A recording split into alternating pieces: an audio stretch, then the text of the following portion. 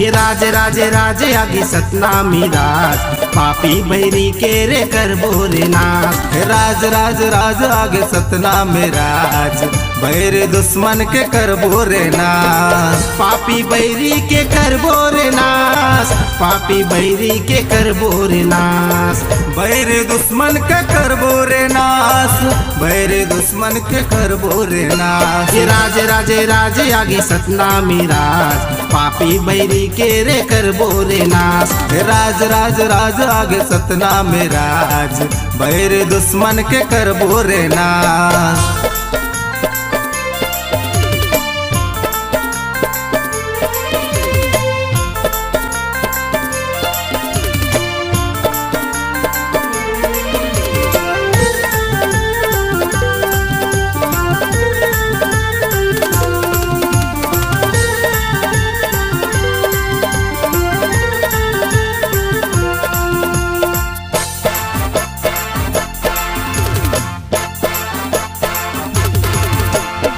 न्याय धर्म के लड़बो लड़ाई जैसे लड़ित जी सरहा जोधाई। सुन ले वा मोर सतनामी भाई और बांधा के कहानी आगा है। न्याय धर्म के लड़बो लड़ाई जैसे लड़ी से जी सरहा जोधाई। सुन लेवा मोर सतनामी भाई और बांधा के कहानी आदाही, और बांधा के कहानी आदाही। ये बात बात बात करथन हक अधिकार की लेना हवे जी प्यार ले तो वार से। बात बात बात करथन हक अधिकार से लेना हवे जी प्यार नहीं तो वार से।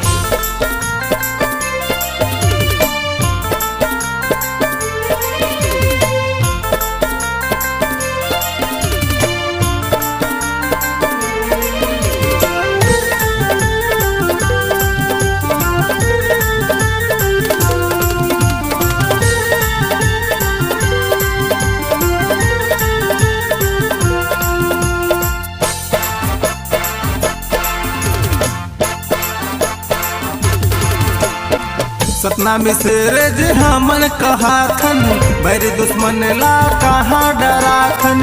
एक बार पाला पड़ गए मोर भाई, 100 बार बोला जी हम याद आथन। सतनामी शेर जी हमन कहा थन बैरी दुश्मन ला कहाँ डरा थन। एक बार पाला म पड़बे मोर भाई 100 बार ओला जो याद हमाथन। 100 बार ओला याद हमाथन। सिर सिर सिर तुहर झुका देबो आज छोड़ देवा रे तू मन पहले के बाद। सिर सिर सिर तुहर झुका देबो आज छोड़ देवा बैरी रे पहली के बात। पापी बैरी के करबो रे नाश, पापी बैरी के करबो रे नाश। बैर दुश्मन के करबो रे नाश, बैर दुश्मन के करबो रे नाश। ये राज राज राज आगे सतनामी राज पापी बैरी के रे करबो रे नाश।